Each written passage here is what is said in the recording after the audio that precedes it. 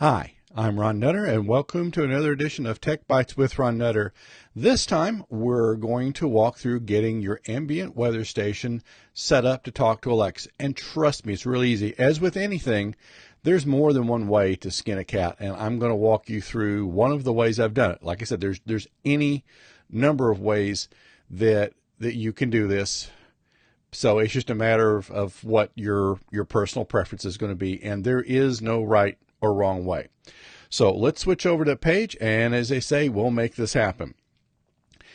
Now, what I have done most of the time, because I've been linking and unlinking my account, and you'll see that it says on when really it's off, but that's fine, is you'll log into your ambientweather.net. Now, that's an important distinction. See, it's ambientweather.net. If you go to ambientweather.com, you're going to be going to the store, and you really don't want to do that. So what you'll do is go to ambientweather.net, log in, and then you can click on the device option right over here, and it will bring up all the devices you have or the only device. And you've got to have the setup done before you can get it linked into Alexa. So we'll click down here where it says Alexa. And what it does, and it gives you all the commands that you can do. So what we'll do is we can just click the Visit Amazon Alexa skill. And we will click Enable. Now, it will ask you to authorize your account, which that's just making sure that you're the one actually doing this one. And then once you're done, that's it. Now, the other way you could have done this, and let's refresh this page, and it should come back as being enabled, and it is you can go to Skills, and you'll start with your skills. In this case, we'll see the ambient weather is already there. If it wasn't there, then you can just type ambient weather, and it would list that one that's there. And again, you would click on enable there. Right now it's disabled, but that's fine. You see where this is going.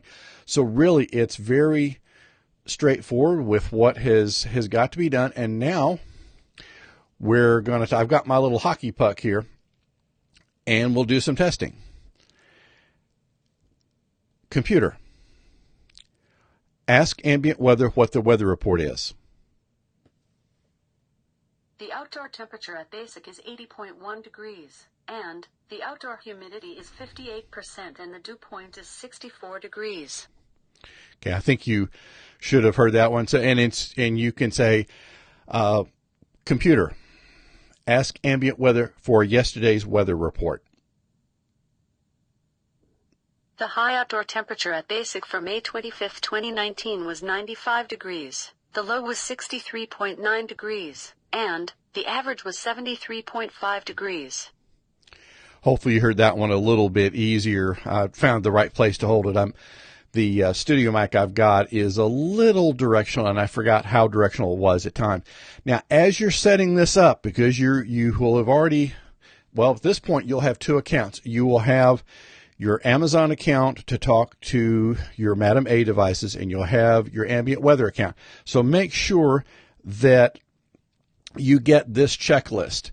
And this is going to help you make sure you get several things written down. The site you're going to, the URL for it, the login name, the password, if there's any security questions. And this is a very important thing to record. As you get more and more devices, more of them are starting to ask for security questions. So it's important you have it written down. Number one hint on this is you don't have to give it an honest answer. In fact, you don't want to. If it says, if it asks you, where were you born? Don't put anything in that can be looked up in public records. If you were born in St. Louis, for example, say you were born in Denver or Dallas or the favorite place you like to vacation, wherever it happens to be, as long as you respond with that same answer when you're prompted, then you'll be just fine. So again, make sure that you have this checklist and fill it out for every device. And you'll see I even have accommodations in there for SMS authentication if you've got two-factor. So I've tried to make this where it's at least a good starting point for you to do this. Again, you've seen very easily what it takes to get this up and running. Very straightforward. So I'm not going to make this a long-winded video.